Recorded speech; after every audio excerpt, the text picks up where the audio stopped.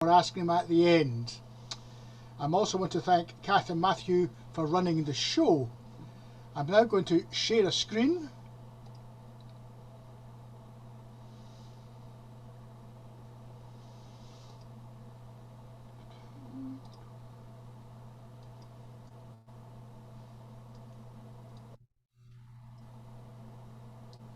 How do you do that? Should go.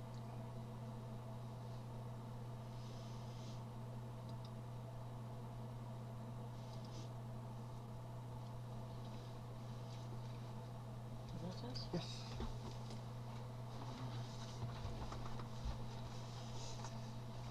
Come over with it. Okay, what we're going to do now is talk about this. Happened in 2014, but just before we went there was a wee incident which Pam will now tell you about.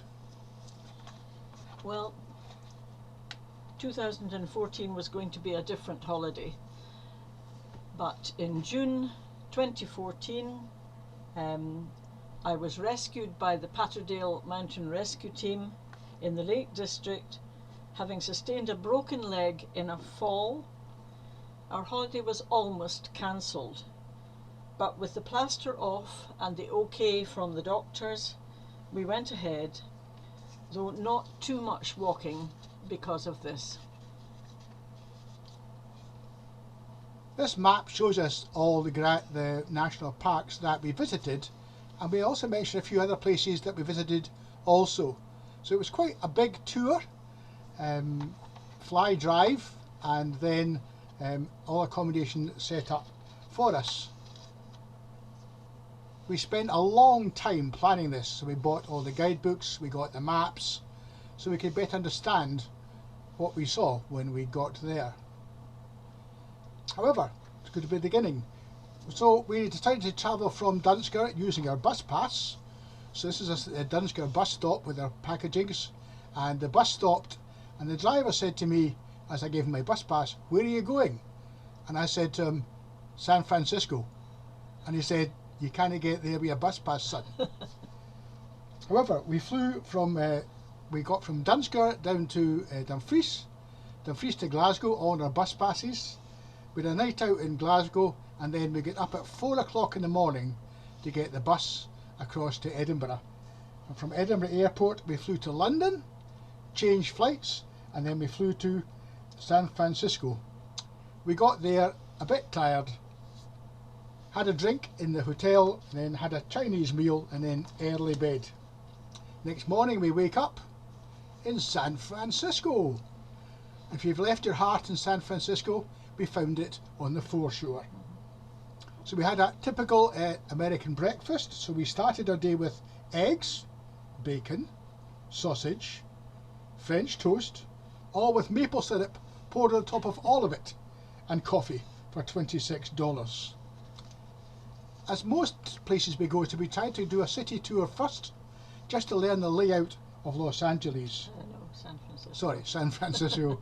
And we got a good tour, went over the Golden Gate Bridge twice, and also in the background here you see Alcatraz, and our thought was to visit that the next day. That evening we went to Chinatown for a Chinese meal, and that was an amazing experience as well. On this day though, we visited Fisherman's Wharf, which I'd heard about before, about the good seafood, and we had wonderful seafood chowder in the restaurant behind. Really, really good. So next morning, after a good sleep, getting over our jet lag, we went off to Alcatraz Island.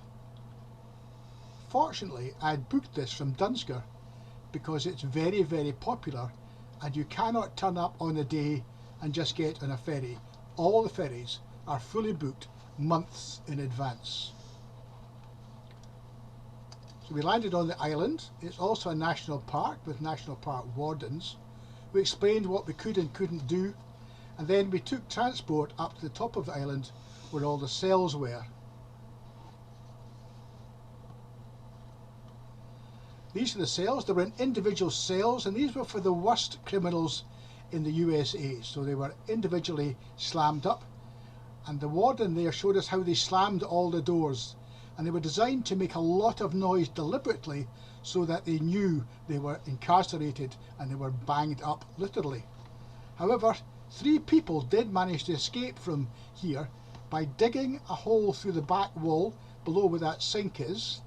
There's a grating, and they covered the grating up with a cardboard grating, and there's a hollow behind it.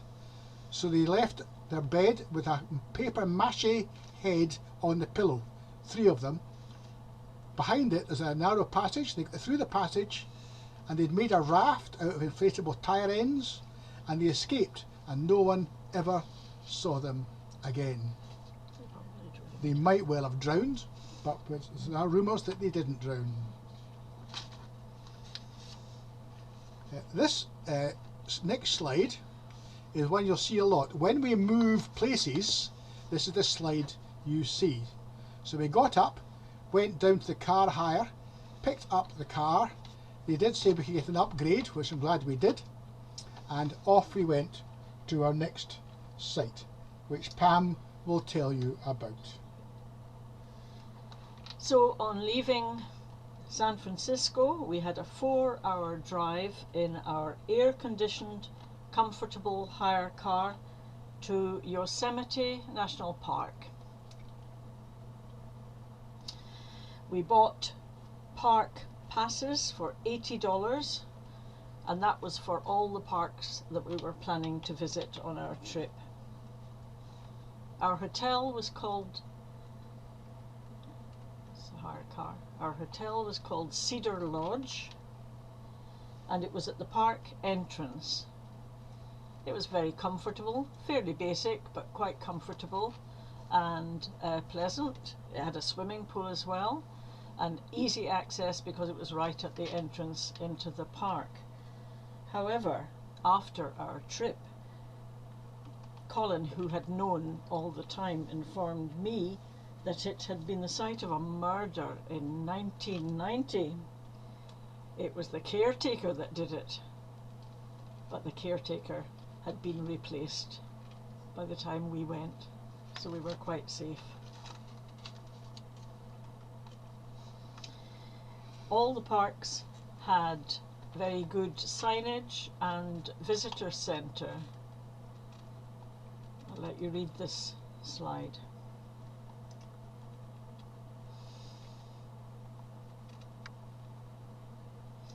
So in the visitor centre we watched an excellent film about John Muir from Scotland, founder of the national parks along with President Roosevelt. And here's Colin posing with John Muir, his hero.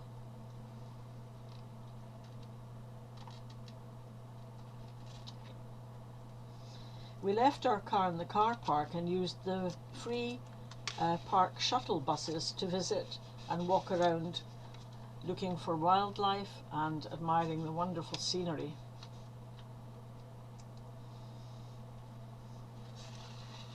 There were lots of wows as we visited the amazing rock face of El Capitan, scene of many climbing epics. It had been a very dry summer, so the rivers were very low,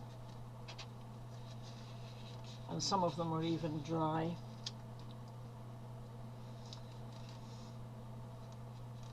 We saw mule deer. They were quite friendly.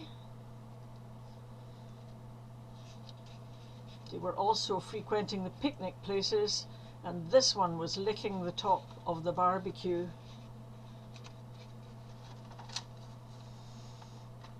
Other wildlife we saw, this is a blue jay on a picnic table, fairly looking for crumbs, I guess. Fairly tame. And an American robin, a lot larger than the British robin. And a grey squirrel, where it should be.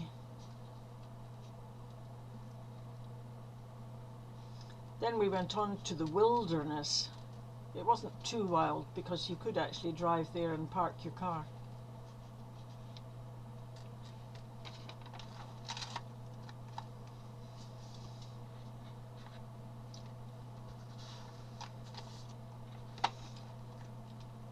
trees are amazing, and this is a close-up of the bark.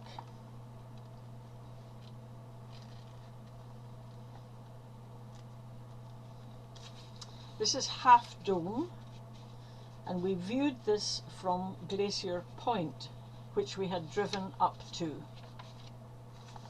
Through the binoculars, you could spot, or we could spot, lots of people walking or climbing up the right-hand side of the granite Half Dome. It's got fixed ladders and rises to 5,000 feet above Yosemite Valley and 8,000 feet above sea level. You have to book and buy a permit, but we just looked. The vertical face was probably formed by a glacier eroding the rock as it passed. But we were just quite awe-inspired with the view.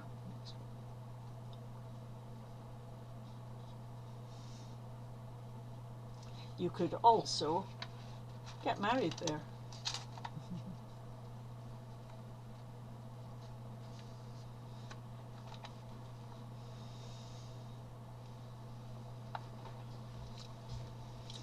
We're moving on. So we're now going to visit the Sequoia National Park. It was 99 degrees that day, but as we got higher up, it cooled down, which made it quite pleasant. Most places we stayed, accommodation was very good, including this here. Wonderful accommodation, log cabin type accommodation for us, and a superb dining area and very, very good food. This was a special day because it was Pam's birthday. I'd carried the cards out at the bottom of the suitcase, hidden in the lining, so you didn't see them. So that was it. We had a good birthday and a very pleasant birthday meal, and the staff brought a sparkler inside some ice cream to mark the occasion. Next day we went off to visit the actual sequoia trees themselves, and they are awesomely large. Incredible valley here, full of these trees. And they used to put out the forestry fires, but they've now learned that these trees need forest fires to reproduce, because the cones require very high temperatures to release their seeds. So nowadays forest fires are controlled but not put out. Pam just loved the big trees.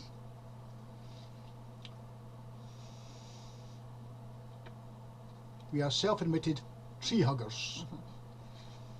Little chipmunk just on the ground here, a ground chipmunk. Here's some of these trees just growing beside a huge boulder.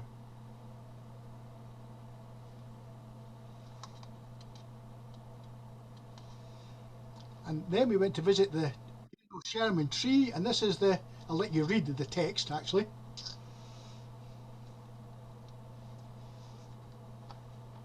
They also said it was the largest living organism on the planet. And the size lets you see, because you see the people at the bottom of the tree here. It is just awesomely big. And the top's actually snapped off a bit. Thousands of years old. There's another one here where it was hollowed out like a little house inside, which Pam went to visit. We were warned about bears, and in a previous trip to Canada we had a very, very close encounter with a bear, which fortunately ran away. So we're very aware in this holiday to be careful of bears. And if you go camping in this national park, you have to put your food inside one of these containers so the bears can't smell the food, or they would just ransack your tent. So we were very, very, very careful not to meet any bears. But despite our best endeavours, Pam met a bear.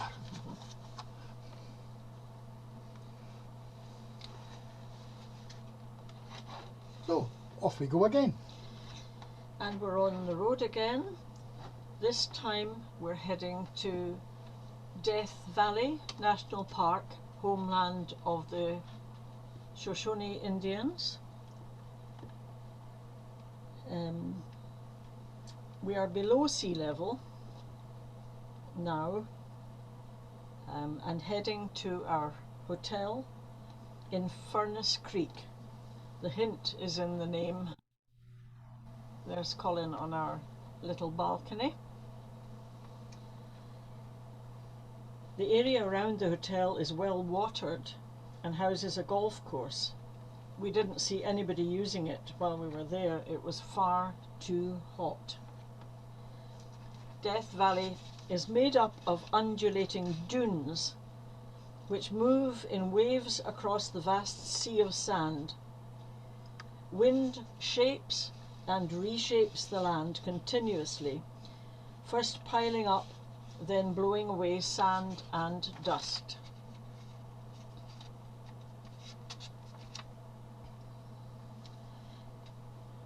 Today it is 100 degrees, but note the temperature in 1913, 134 degrees. The hotel had a good swimming pool, fortunately, which we used on the 2 days that we were there. But early the next morning, we drove to Zabriskie Point and the surrounding Badland areas. They're made up of mud and silt stone and support very little vegetation. We watched the sunrise at 6 o'clock. It was amazing to watch the colours change as the sun's rays hit the rock. Stunning rock formations.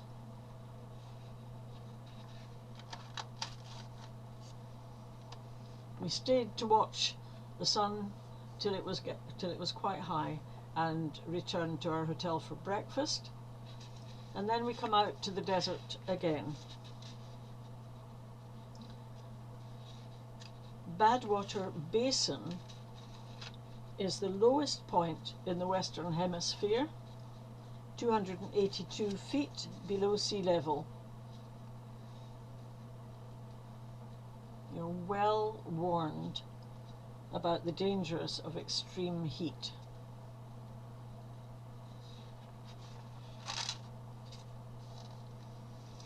We were carrying a lot of bottled water, and we took a short walk a little distance onto the salty ground, but you could feel the effect of dehydration just standing on the salty ground.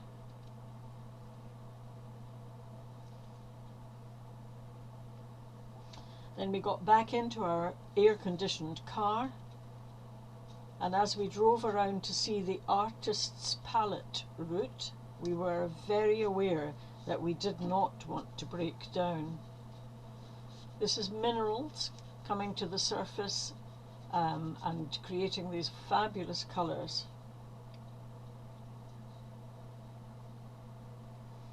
All the visitor centres have very good interpretive displays, and they also have air conditioning.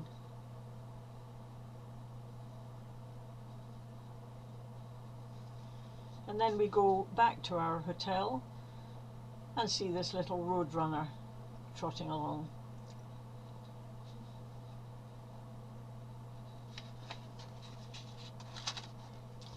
The pool was very welcome. Warm springs and warm water, but fairly refreshing.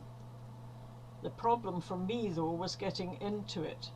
The cement surround was so hot, I actually burnt the sole of my foot, which had spent 6 weeks before leaving Scotland in a plaster. Over to Colin.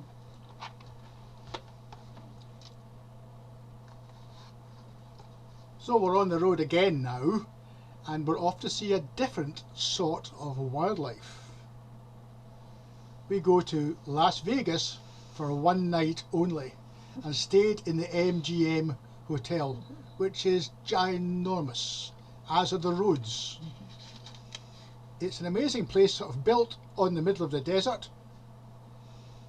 very artificial. This is one of the themed hotels.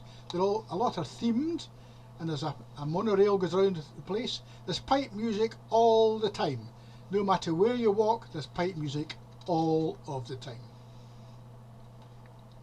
Just some of the areas here. There's even its own Eiffel Tower. We also visited, in our hotel, we had to pass through the casino to get to our rooms. And it's probably the nearest thing to hell on earth.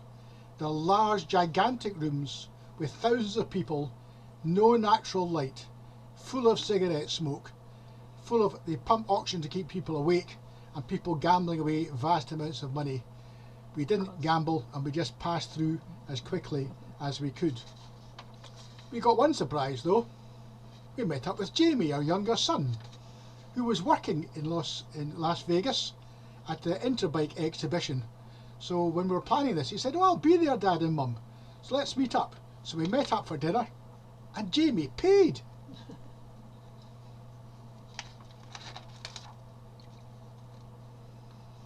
Only one day there, and we noticed this day that all the flags in Las Vegas were at half-mast because it was the anniversary of 9/11.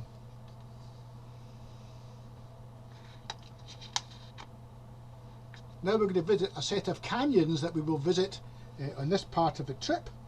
And our first canyon was this Zion Canyon, and here we arrived at the beginning of the thing but could not find the hotel anywhere. And we're quite concerned that we thought, where's the hotel? But eventually we met a park warden who said, oh, your hotel is inside the national park itself. So he gave us a special vehicle pass, and we drove him to this wonderful hotel at the base of the canyon. We settled in and took once again one of the few shuttle buses which drove us to the top of the head of the canyon where we got out for a walk. Because of Pam's broken leg, it was quite a short walk, but the views were stunning.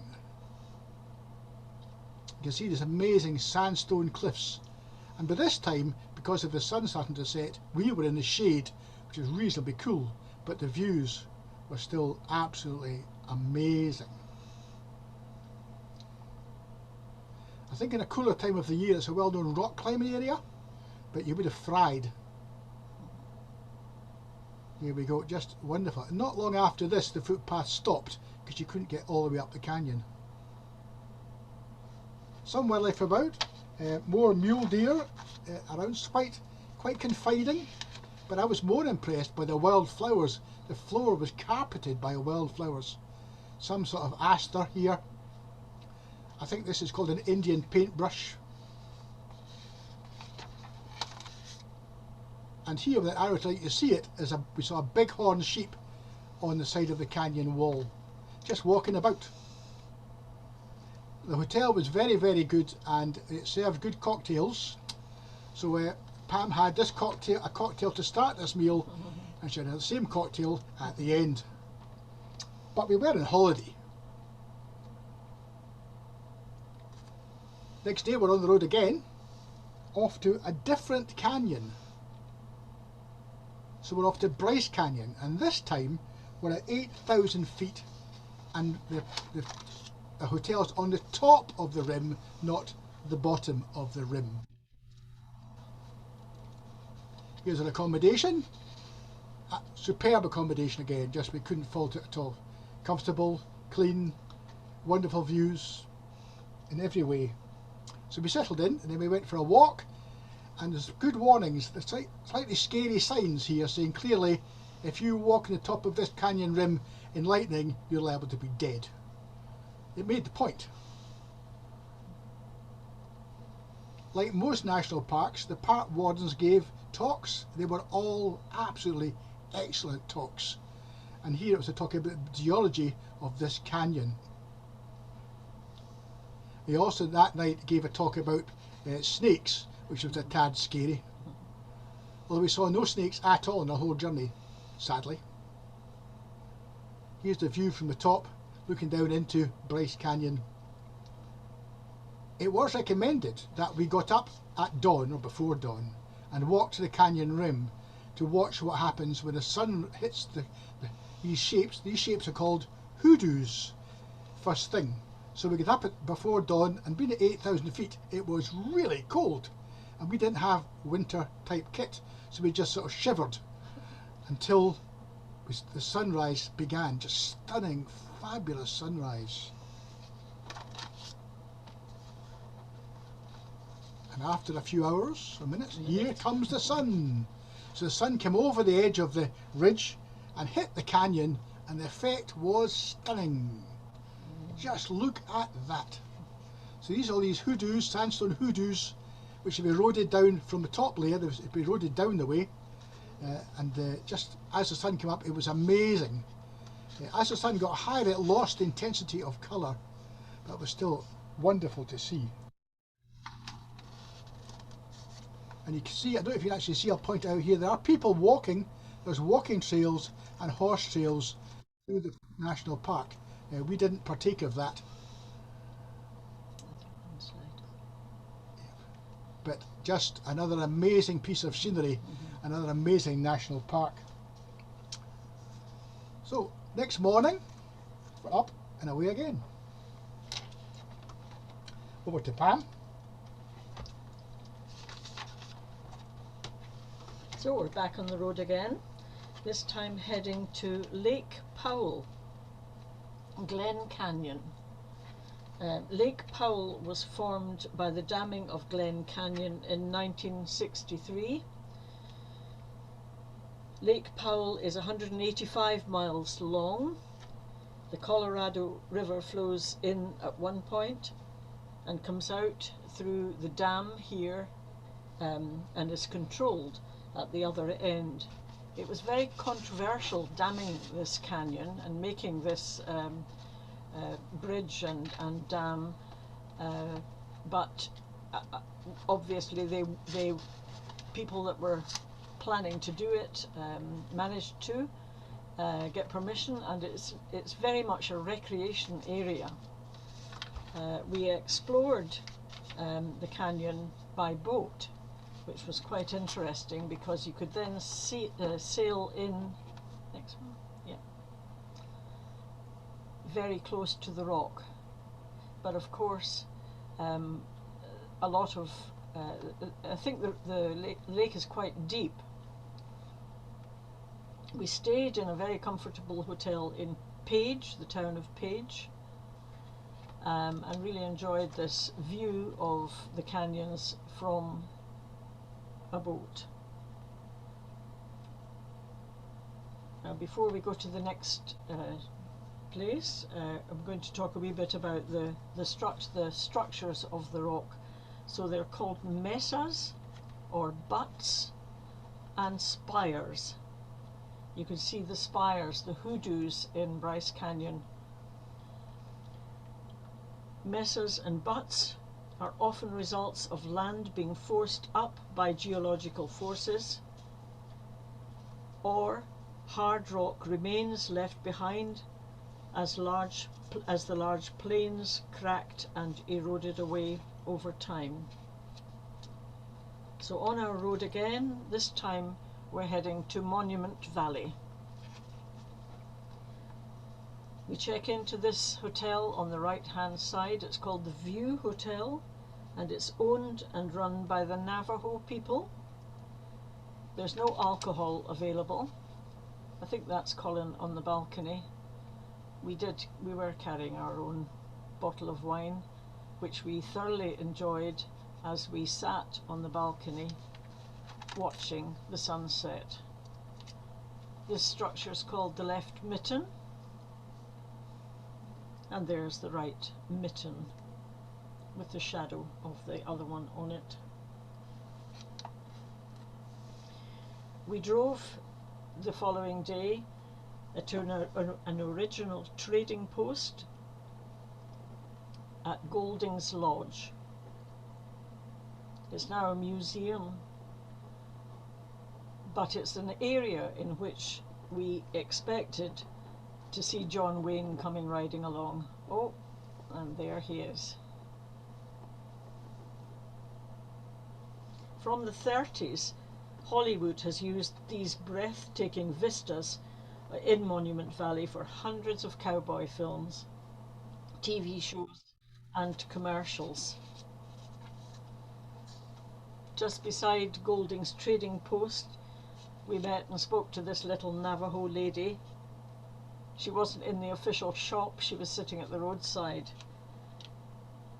and I bought some beads that she had made. Other goods that you could spend lots of money on were rugs and sand pictures.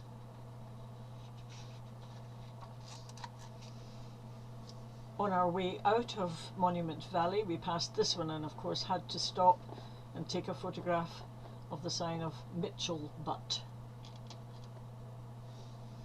Zion, Bryce and the Grand Canyon are located within the Grand Circle, an area encompassing the four corner states of Arizona, Colorado, New Mexico and Utah.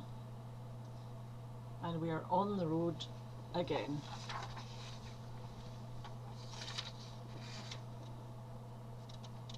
And now we have arrived at the Grand Canyon National Park. I knew this was a pretty massive canyon, but its actual size blew us away. It's absolutely gigantic, and the colours are amazing. It's caused by the erosion by the Colorado River and another river that's no longer there over about 5 million years, plus the effect of the wind blowing the sand. But it's just absolutely huge. 3 dimensions coming up. Okay, so at its widest, that's how wide it is. Its deepest, that's how deep it is. And that's how long it is. So it is absolutely gigantic. This is just some views from the rim. Once again, a very, very good visitor centre. You can see the colours there, just amazing colours. Not too much wildlife. There were a few turkey buzzards flying about. And all over America we saw quite a few of these sort of signs, either with quotations from the Bible or quotations out of well-known hymns. And this kind of definitely underscored what we were seeing, because awesome is what it was. We had been recommended to get a helicopter flight to actually comprehend the size of this canyon, and it actually takes you over the canyon and into the canyon. So for $426, and at the time we thought, crikey, but in fact it was worth every cent. Here was our pilot, who was a bit of a comedian. He said, well folks, I've taken my pills this morning, we should be fine. And we thought, he is joking, isn't he? And also he liked Coldplay, and it was full blast Coldplay music through your headphones, unless he was actually talking about something. Yeah, life jacket. We also were given a life jacket, and I thought, why have a life jacket? And that's in case the helicopter crashed into the Colorado River. And I thought at the time that might not do the business. But here we are in the helicopter, seeing just the huge scene, and it's the way to just comprehend the vastness of this geological structure.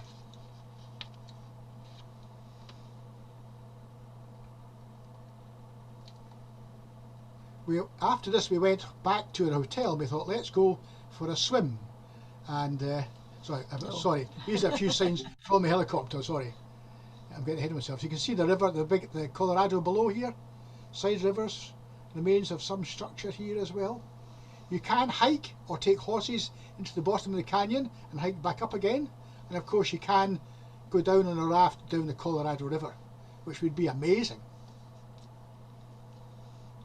See the trails. Yeah, some of the trails down below here. Once again, being a national park, lots of wildflowers. My knowledge wasn't very good, but of these types of flower, but they were really well. They're lovely, fabulous looking flowers. This to me looks like a geum, but maybe it's not.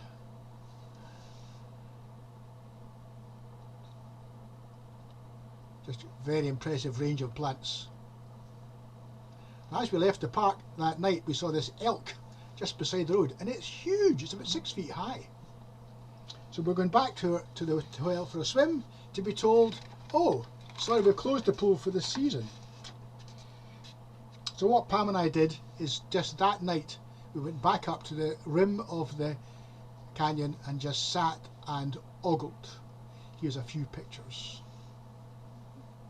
Just, it's one of the natural wonders of the world. It's just amazing.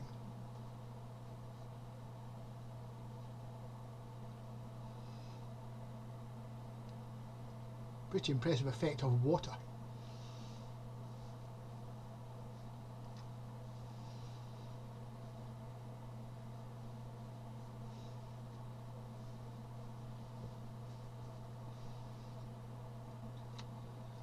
So, we're on the road again. Our next official stop to fly home actually was Los Angeles, but the trip to Los Angeles in a one-hour was too much. So the tour company arranged for us to go and stay one night in Lake Havasu City. And we thought, what's that? So here we go to Lake Havasu City, where it's quite warm. And we said, it's called the London Bridge Resort. Why? Well, it's because they've got London Bridge. So a very rich American had the bridge taken apart stone by stone, rebuilt here. He diverted the river so it would go under his bridge, and it's just amazing. It's also a rumour that he thought he was buying Tower Bridge.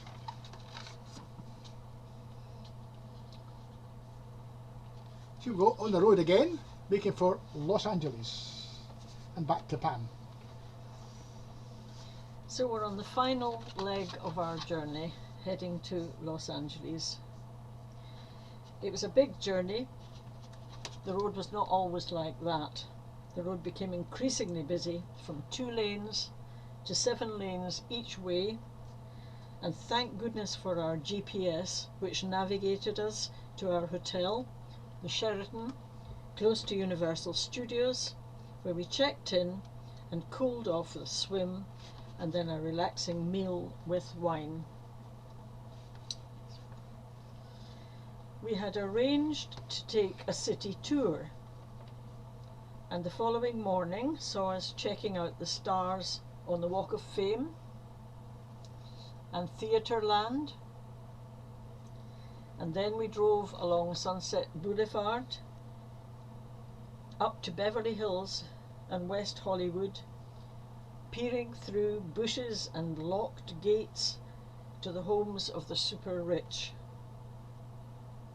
I don't know who lived there.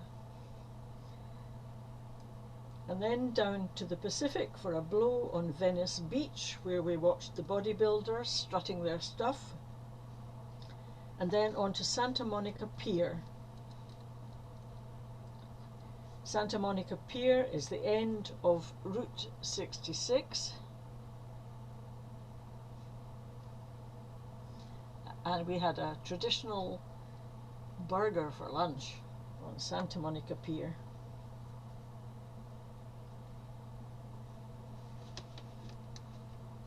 Quite busy, nice atmosphere and good fun.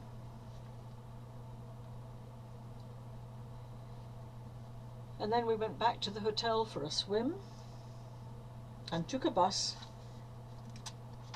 a complimentary bus from the hotel into Universal City next door, where we had a good meal at Bubba Gump. Colin met a friend.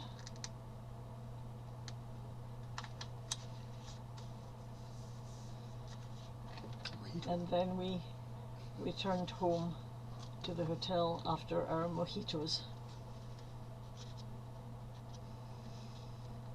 Our last day saw us back at Universal City, busier now. We were watching an area being set out for a film premiere. I don't know who the stars were. They were posing for news crews and fans seeking autographs. You can see the red carpet behind these black signs for the VIPs. We've not seen the movies. It was called Box Trolls, but there were certainly plenty of people waiting around to go in and see the premiere. We had lunch there and then headed back for our final swim. This is a little hummingbird. in the Bird of Paradise plant in the hotel. So we check out the next morning to take our car back to the hire depot at Los Angeles Airport. Again, an amazing journey getting there, and thank goodness for our sat-navs. Our aircraft was a new Airbus with 2 decks to Heathrow, 9-hour flight, and then a shuttle to Edinburgh, a bus to Glasgow, a bus to Dumfries, and with the bus passes waved at the driver, our last step, a bus back to Dunsker, where we arrived home at 6:15 in the evening. Total distance of our holidays, 3,000 miles, 24 nights away, a wonderful holiday. A thank you for being with us and coming with us tonight. We hope you've enjoyed our tour, and we'll open our screen and hopefully answer any questions if anyone has them. Can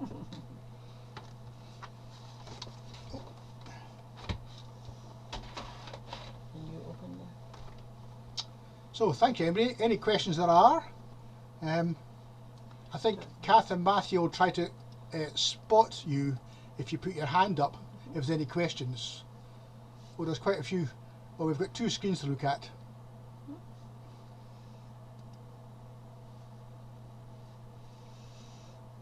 Maybe we've got questions. There's William. Oh. Did William have a question? You have to unmute yourself, William, I think.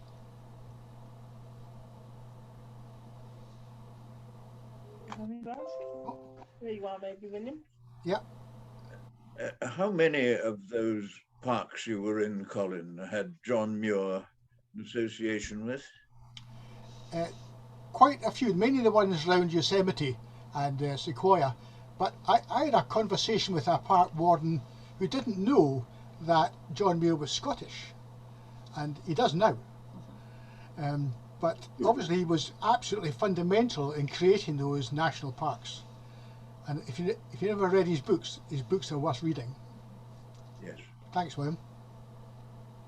Well, I wish he was back in Scotland now. Yes. Do you see Sheila's got a hand up, I think? Sheila Hanlon. You have to unmute. Sheila?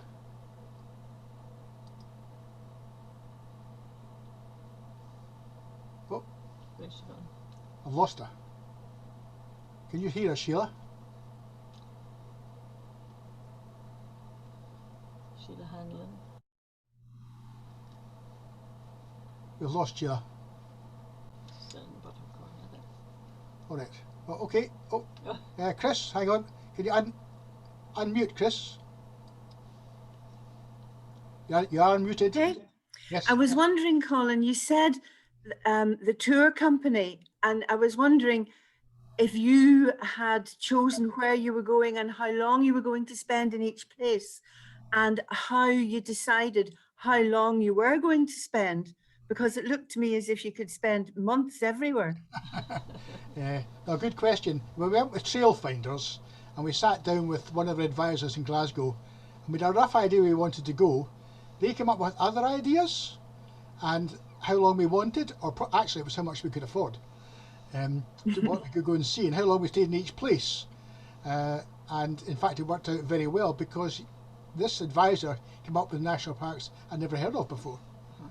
So that was a big success, and the route was just right, and the distance between them was just right. The drives weren't too long, though the roads are very good. They are speed limited, but they're very good.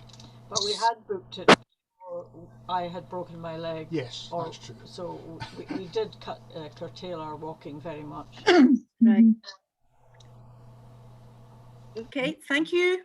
Thank you. Any more hands? I can only see. Right.